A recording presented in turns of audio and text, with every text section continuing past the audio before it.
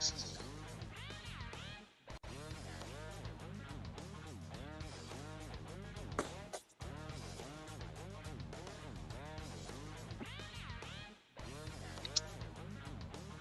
morning, everybody. Welcome to the Hardcore Mortgage Real Estate Business Podcast. Today is September 6th. Podcast brought to you by Funding, powered by Fairway Independent Mortgage Corporation, Equal Housing Lender 2289. Is our MLS number for all you compliance legal people out there listening? And welcome to everybody around the United States and around the world for listening today. Panel, happy podcast. It looks like Harvey is going to be out today. The kidney stone removed. So shout out to Harvey Freed. Hope he recovers and feels better very, very quickly. Also, Becky is on at a real estate office doing some training with the people at Thrive Realty today. We're going to jump right into it. Panel, we have the Google of our office, Miss Lisa Lawson. Good morning, Lisa. Morning, everybody. And with us, top 1% of all originators in the United States, Mr. John Cole. Good morning, John. Good morning, everybody. Good to be here. Want to give a shout out to our producer director after the holiday is Roberto Beauchene. Good morning, Roberto. He's just waved to me, everybody. So that's a good thing. You can't see it. There is. All right. Hey, panel, let's just jump right into it here, right? Let's educate the masses today. Let's have a great panel discussion. I want to welcome everybody back from the long but much needed Labor Day holiday weekend. The weather around here in southeastern Michigan, Lisa Lawson, was perfect. Did you do anything special over the weekend? I just hung out with family and had a little barbecue, relaxed, sat at an open house, because just at the holiday weekend doesn't mean people aren't selling houses. So that was about it. I would agree with that. A lot of texts over the weekend. Mr. Kolb, what did you do over the weekend? This is the final weekend that my parents are usually in Michigan before they make their long drive back to South Carolina. So I was up visiting with them, helping them pack the car up and getting them ready to ship down to where old people reside. Oh boy. Well, I don't know, John. I reside in southeastern Michigan, so I'm not going anywhere. But well, you visit Florida quite often, and play your shuffleboard, and I know you're down there in Del Boca Vista. Yep, I'm at Del Boca Vista. There's no question about it. And go to the Blue Plate specials at 4:30. That's when I eat, and then usually in bed by 7:30, 8 o'clock. Yeah, you know how that works, John. Yep. I'm a little jealous. There you go. All right, everybody, let's jump into what's going on this fall winter season. Officially, after the holiday Labor Day, the kids are back in school. Thoughts turn from summer, although we don't want them to, into the fall and into the winter. Here we go. Our home prices on the verge, Lisa, of coming off in the fall and winter for 2023.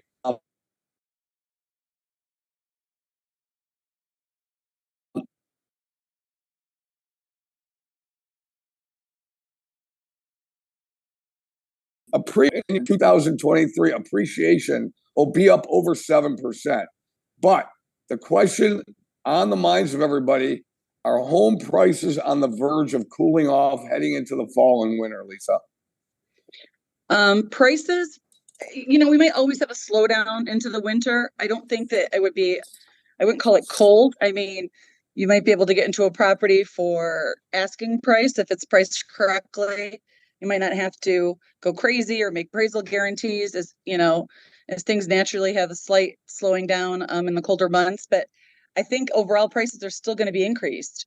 We still have the basic issue of supply and demand, not enough supply and too much demand. So no matter how you cut it, if you don't have enough of something that everybody wants, it becomes a really big commodity. And in that case, people are willing to pay top dollar for those things. So I don't think that we're going to see the end of that, at least through the next year.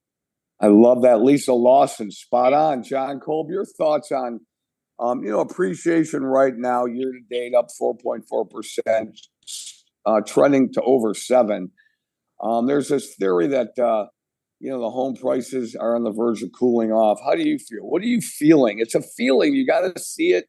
You got to live it. What are you experiencing out there in the market, John? I mean, I'm not seeing them cool off. That's for sure. I'm seeing them, continue to over ask and appraisal guarantees on offers. So it's The real tell will be what the economists are going to say about the loan limits for 2024. They've been, as much as I can't stand the administration that we have in place for the Fed. They've been spot on when it comes to increasing the loan limits and knowing what's going to be happening with the housing market and the increases that keep happening. So I'm going to lean on them a little bit for that. They seem to be spot on about that year after year. Last year we went up over $80,000 in the loan limits for conventional loans. And we'll have to see if they keep it to where it's at or it's going to increase. So I'm interested to see their take on it.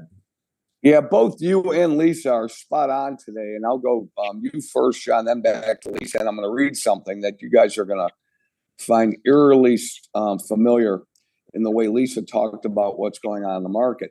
But first, to John's point, everybody out there, what John is referring to are the Fannie Mae, Freddie Mac loan limits for conforming conventional loans get adjusted every year based on average sales prices and the trend of where the market is going with home sales.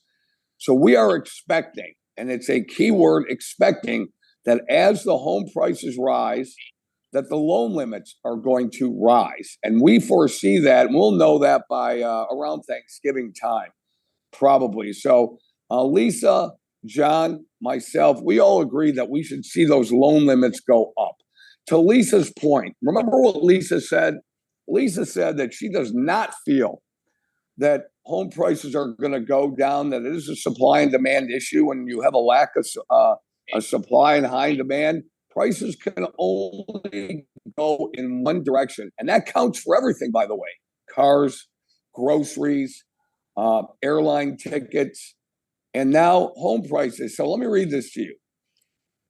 Although new listings rose from July to August, atypical for a period of the year, some sellers might be trying to cash on these historically high prices. However, it's about 8% below the level seen from 2007 to 2019.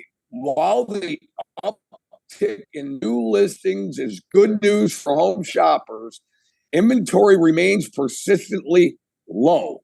Even with record high mortgage rates putting a damper on demand, a drop in prices would come as a relief to buyers, but it is highly unlikely. So, based on what we've been saying for many, many years, I like to point out that we like to give straight bottom line advice to people. This is a consumer advocacy situation where, yes, we do mortgages for a living and that's how we make money, but that will never override the consistent message that we give to people out there about doing the right thing and where we see the market. We are not going to go ahead, report, advise, counsel people on things, on misinformation and any type of misinterpretation. So, Lisa and John, you passed the test on question number 1 for a September morning. We love it. Just after the holiday, it is September 6th. This is a Hardcore Mortgage Real Estate Business Podcast, powered by Fairway Independent Mortgage, brought to you by Capital Mortgage Funding. You guys are spot on today. So let's move to the next topic, shall we? Panel, Lisa Lawson. Is the new monthly mortgage payment headed to $3,000? Is it going to stay around $2,000? And the reason why I ask is there's many, many articles that right now, $2,000 seems to be a threshold for a mortgage payment. And in other publications, they're seeing it's more like $3,000. In other words, what is an acceptable mortgage payment? What we're always going to say, an acceptable mortgage payment is obviously a payment that some people can afford comfortably. You don't want to be stressed out about making a mortgage payment, although that is the largest payment somebody has in their life on a monthly basis. But the bottom line, Lisa, is there seems to be some talk. Is 2,000 the new threshold, or are we coming closer to 3,000, Lisa?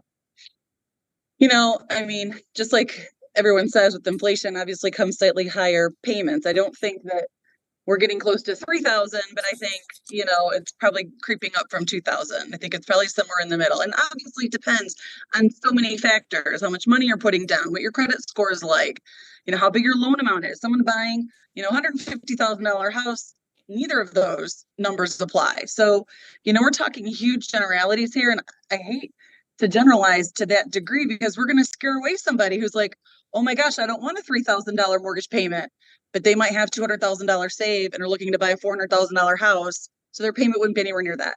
So I think it's so important when you hear these things to reach out to a loan officer, have them crunch your numbers specifically, figure out how much you've got to work with. What are you putting down? Are you trying to get in for the least amount? How does mortgage insurance play into it? How does credit play into it? And get numbers that work for you. And don't listen to, I hate to say it, but don't listen to these generalities of $2,000 and $3,000. Because if you're only comfortable with the payment of $1,500, we can make that work for you. That's it, period. I love that, Lisa. That is such solid advice. And the reason why I bring up these topics is these are national topics. These are things that we're seeing in the industry. And I want to bring it to the level of where when we service our clients and give them the best information, they are out there. They're reading things, they're seeing things, they're hearing things, and it really doesn't apply. And like you said, Lisa, you got to do what's specific to them. John Kolb, there is a report out there that our monthly mortgage payments, $2,000, is that the new norm? Is it closer to 3? Is it closer to 2? Lisa says it's probably somewhere in between. I know the answer because I got the documents in front of me, but I think more importantly, John, the reason why we bring these things up is because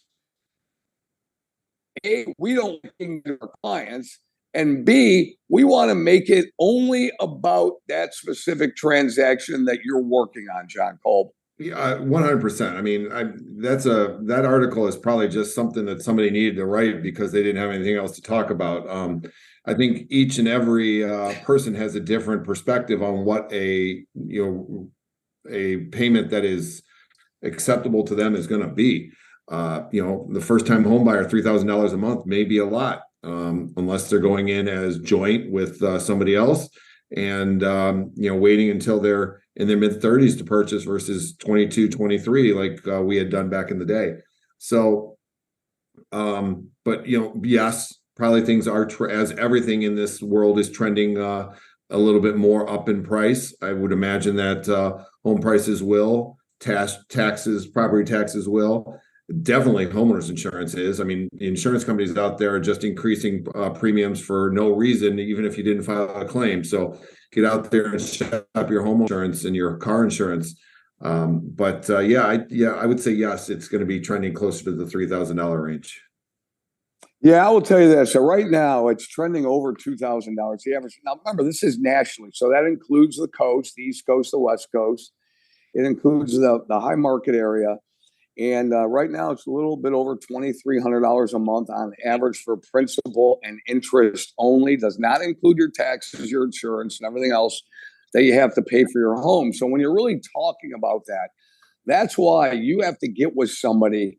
And that's why here we take the deep dive into what the entire cost and breakdown of your debt to income ratio is. So when we go into it, we'll get into all the nuts and bolts and we'll go deep on it. And then it has to fit into your budget. And that's why, Lisa and John, when somebody says, well, what can I be pre-approved for? You know what our standard answer is. Our standard answer is you can probably, based on guidelines, be pre-approved for way more, but that's not what we want to do. We want to make it comfortable for you. And I guess that's why the longevity, and we've been around doing this for 35 years, it's just a solid advice. And I don't want anybody to be house poor. I want people to be able to do as you do, Lisa, and as you do, John, and the rest of our staff here. We want you to be able to do something more than just stay in your house, right? You want to be able to go out. You want to be able to live your life and be able to afford other things. So the difference between what you can afford from a mortgage standpoint and a mortgage qualification standpoint and what you should do for your own circumstances is really unto you.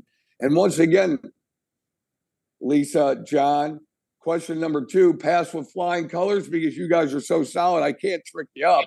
I'm not trying to, but in any event, in order for more sellers to make the move to sell, Lisa, what do you think the magic rate for them to buy a new home? So if somebody's sitting there with a 3% rate right now, and the excuse is, well, I don't want to buy a new home because you know what? I'm going to get a 7.5, 8% rate. Plus, I'm selling maybe at the top of the market, but I'm also going to buy at the top of the market. The masses are saying that they're not moving. They're not going to move until rates, and I don't believe it, because if somebody, you know how we are as Americans, if somebody sees something they want and they can do it, they're going to buy it. Yeah, that's just what's going to happen. But in general, another general question here is, out there, yes, we know rates are higher than they were, but rates aren't higher historically. But what it's doing, Lisa, it's putting a damper on people that if they were likely to move and they have a 3.5% interest rate, and are they going to move for 7.5? What do you think the tipping point, Lisa Lawson, is? What rate do you think people need to see before they start putting their house on the market in mass? You know, we're getting people who are moving. They currently have a rate in the 3s and the 4s, and they're moving now and getting a higher rate. So I don't think it deters everybody. I guess it really depends on your need, right?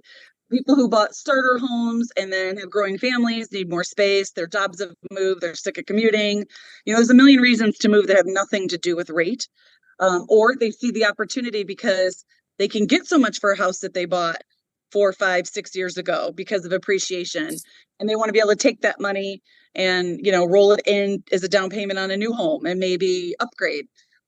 So I don't necessarily believe that no one is moving. I think some people have this false idea that they can't give up that rate, and so they stay where they're at. And really, I mean, if nothing's wrong with your house and you love where you live, there's no reason to even entertain the idea. But if the thought has crossed your head, talk to a professional, because even though the rates are higher, it doesn't mean that the payment's out of reach. Usually you're going to be rolling in so much more equity from the sale of your current home. You know, you may have bought that home originally with 5% down and we're paying PMI, but due to equity in there a few years, you're putting 20, 25, 30% down on the home, no PMI. So even if the rate's higher, doesn't necessarily mean that your payment's going to be out of reach. So there's so much misinformation out there, and that's why it's important to talk to somebody and get scenarios ran specific to your situation. Love it. John Kolb, people are not moving. They think there's a certain tipping point that they got to be at. Reading that about 80% of people think that rates have to go down drastically before they're going to put their house on the market. I think that's an awfully high number. And like Lisa said, if you have a specific need to move, you're going to move. People bought houses when rates were 17, 18% in the early 80s. We do know that. So I think this feeling of higher, when I say higher, quotes, higher rates now has settled in. People realize that's going to be the norm, John Kolb. But if you were to put a number on it, what number would you think it would be?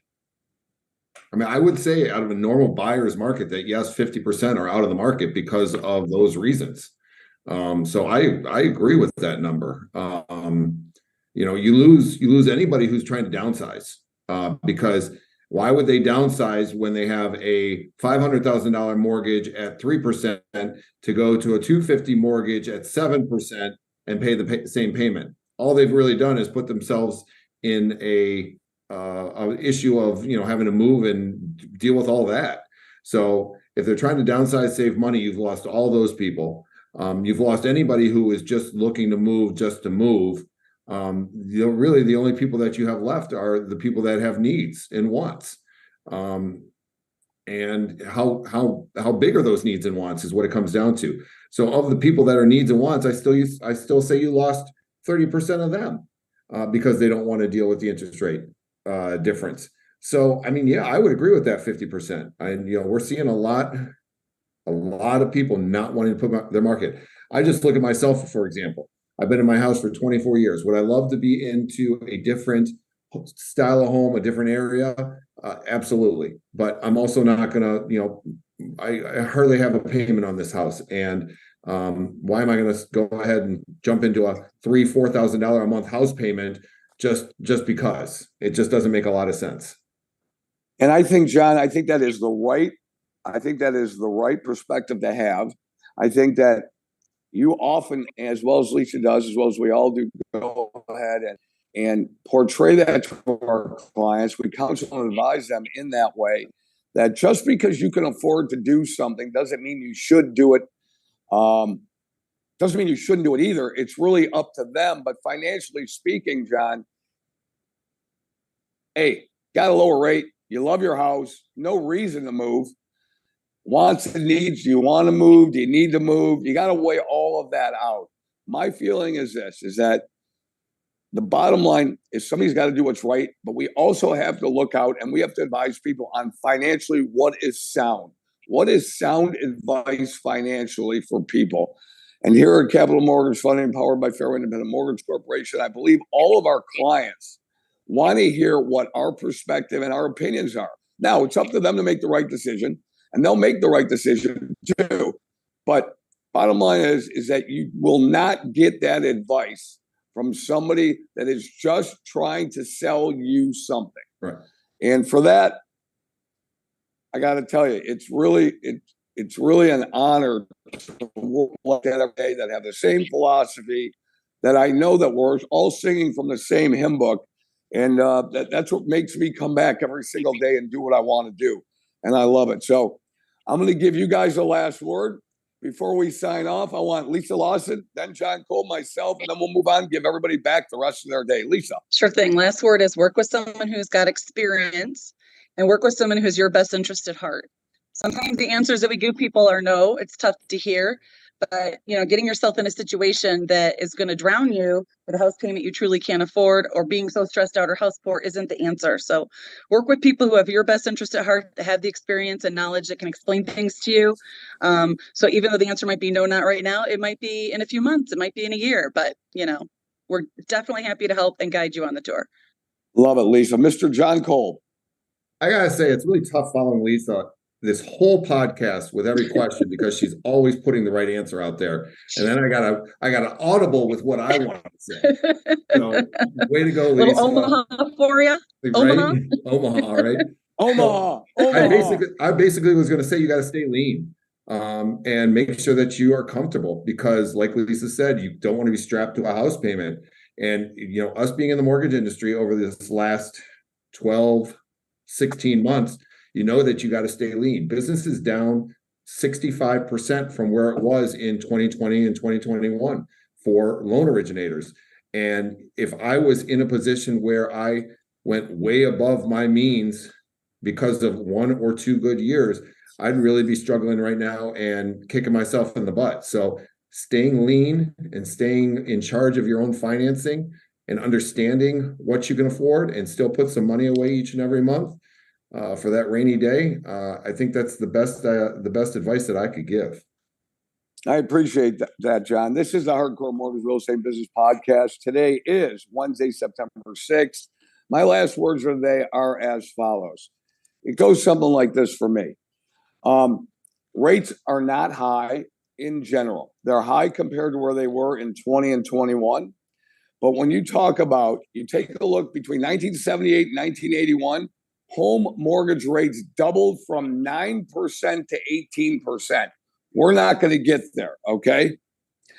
Home prices are doubling as well. Appreciation is going up. But what you really have here is you have lower rates. People are making more money. Homes are appreciating greater. So if you take a look at the bigger picture, time is going to come out in the favor of those people that make the best financial decisions. And what you're going to see is the average homeowner right now, first-time home buyer, is, we said 34 years old.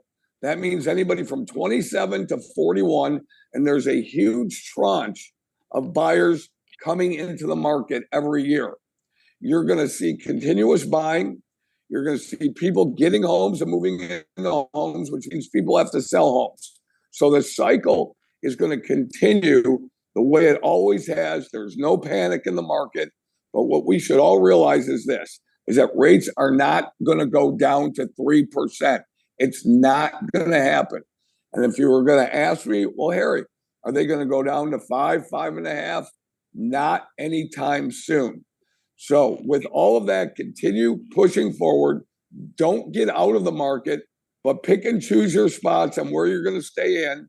And then make sure, first and foremost, that you're pre-approved. So when your offer goes in, it's more likely to be accepted from a reputable lender like Capital Mortgage Funding. So with that, I want to thank Roberto Beauchene, our producer and director.